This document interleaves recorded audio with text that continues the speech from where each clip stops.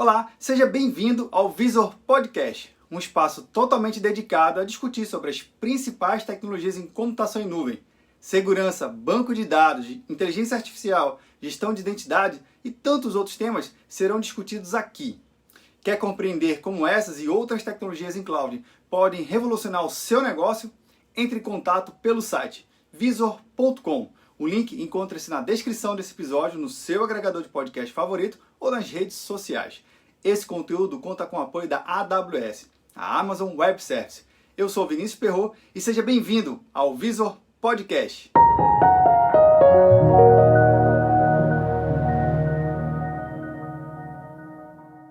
Olá, você que nos acompanha, seja muito bem-vindo. Hoje o nosso bate-papo é com Gustavo Ribeiro. Gustavo, seja muito bem-vindo. Obrigado.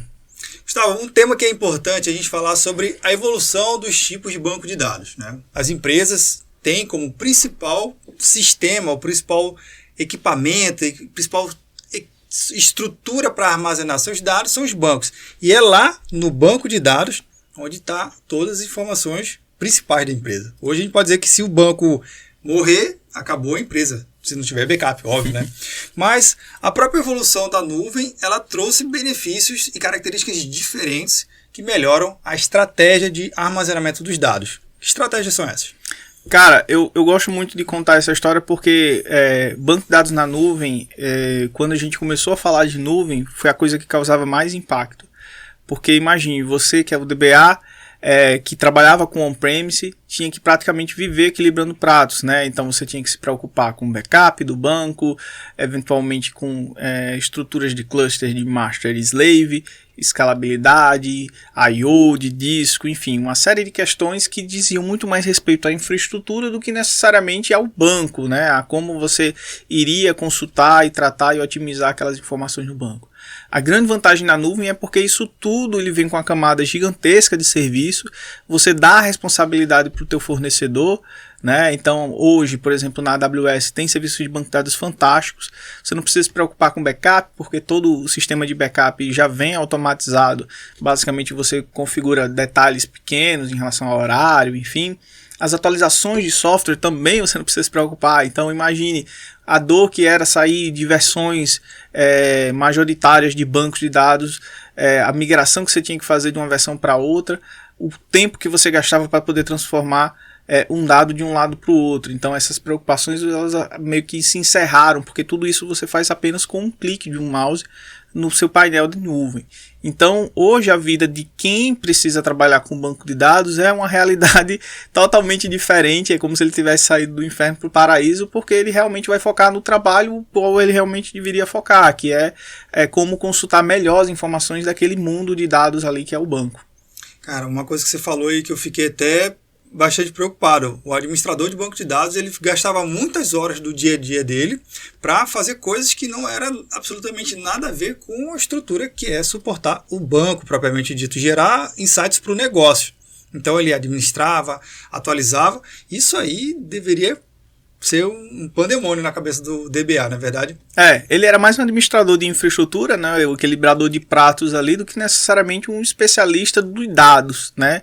Então, hoje, com a nuvem, ele tem facilmente, sem precisar gastar muito tempo, gastar muito tempo em arquiteturas, encontrar serviços já prontos que permitem ao seu banco de dados escalar, inclusive, em réplicas, né, em milhares de réplicas, de banco de dados dentro dessas suas infraestruturas. Então hoje tem mecanismos de escalabilidade que você pode colocar que eram inimagináveis antes. Então você consegue ter um banco que amanhece com 2 nós, à tarde está com 15, com 16. Então hoje essa é a realidade do seu banco de dados, que permite, né, ir um pouco além do que você ia no on-premise, né? Então isso lhe traz muito mais capacidade de crescimento, né, sem necessariamente ter que estar todo momento ali revisitando o seu dado, o seu disco, a performance do disco, se preocupando com detalhes de infraestrutura de mais baixo nível.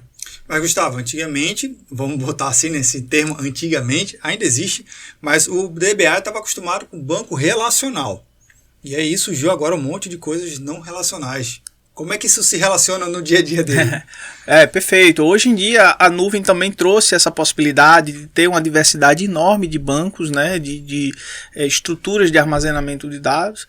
Então hoje quem vai trabalhar com banco de dados, né, com esse termo de banco de dados, ele vai ter várias opções de bancos na nuvem. Então existem bancos extremamente especialistas, como bancos para trabalhar time series, ou seja, linhas de tempo, gravar dados seriais em relação ao tempo, como tem os bancos também tradicionais, os bancos relacionais, e os bancos não relacionais que têm um aspecto muito forte de performance, de coletar informação, extrair informação de uma forma muito rápida. Então, hoje a grande vantagem de usar a nuvem e no propósito que ela tem de você pagar somente o que você precisa, a ideia é que você não tenha apenas um banco de dados, mas que você tenha uma coleção de banco de dados que tenha um propósito específico para cada tipo de dado que você precisa trabalhar.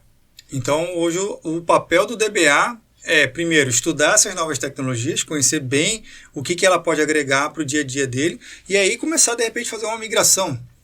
Para cada tipo de estrutura de dados, ele poderia estar utilizando o benefício de cada equipamento, ou de cada NoSQL que você citou aí, mais específico, né? Porque aí eu posso estar melhorando a minha estrutura, economizando dinheiro, né? Que sempre é importante, e entregando o que tem de melhor na tecnologia para o negócio. Seria esse o papel do novo DBA?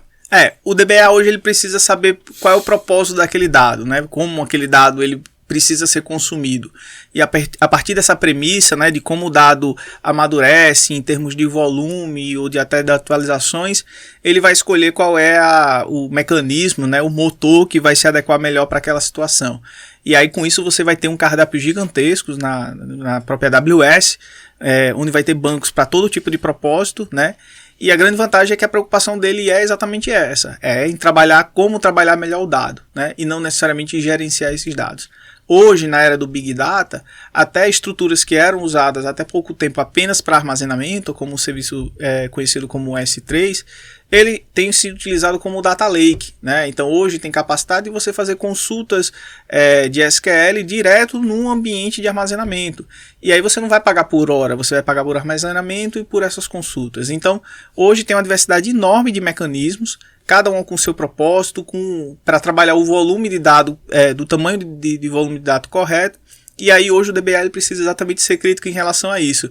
Aonde que eu vou guardar o meu dado, né? Em que mecanismo, em que local é melhor eu guardar essa informação? Esse é o tipo de decisão que o DBA tem que lidar hoje em dia. Mas como a primeira decisão que o DBA tem que levar em consideração não é achar que para migrar para um banco de dados on-premise para a nuvem, basta 2, 3 cliques. Tem que tomar uma decisão de estudar um pouquinho mais nessa primeira etapa. Sim, aí migração ele abre um leque muito, muito grande. A depender da urgência que ele tem, né, às vezes migrar do on-premise para a nuvem não permite fazer grandes transformações. E aí realmente o ideal é que o que a gente acaba sempre recomendando em termos de amadurecimento nessa migração é você partir para serviços, né? Tirar de infraestruturas onde você precisa gerenciar sistema operacional, a engine do banco de dados para serviços. Com isso você compartilha responsabilidades e entrega toda a parte mais operacional para o fornecedor de nuvem e você trabalha mais realmente com o dado, né? E isso em algumas migrações. Em outras não, em outras eventualmente que tem a oportunidade de grandes transformações, você pode pegar inclusive um banco de dados que era relacional e transformar aquele dado para um banco não relacional. Mas aí exige transformações na área de desenvolvimento, outras pessoas da equipe precisam ser também relacionadas aí nesses projetos. Legal, então fica aqui nossa dica para o próximo episódio, no futuro, a gente falar sobre como agregar outros times para poder ajudar nessa migração. Mas Gustavo, perfeito. Obrigado aí pela participação, até o próximo. Valeu, até a próxima. Legal, e você que nos acompanha, você é DBA, trabalha com migração, já migrou algum banco de dados para a nuvem? Deixa o seu comentário aqui no nosso canal, compartilhe, dê o like, e se você conhece algum DBA que está nessa fase de migração, compartilhe esse episódio com ele, eu tenho certeza que vai te ajudar. Até o próximo episódio.